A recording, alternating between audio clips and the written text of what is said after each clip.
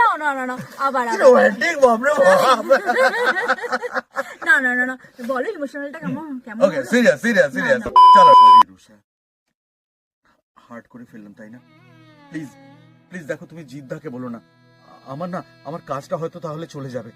আমি কথা দিচ্ছি তোমাকে আর কখনো এইভাবে বলবো না। সবাই ওয়েট করছে, চলো।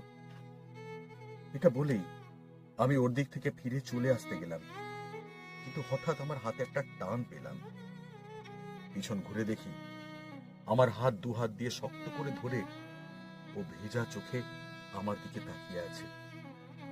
আমি ওর জল ভরা চোখের দিকে তাকাতেই ফুঁপিয়ে উঠল।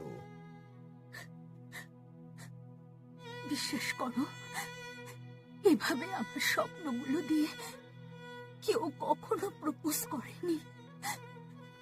হয়তো তোমার জন্য কেউ পারেনি আমার মন জয় করতে। সমাধি, তোমার ডায়লগ শুনে আমার কি কান্না পাচ্ছে। আমি তো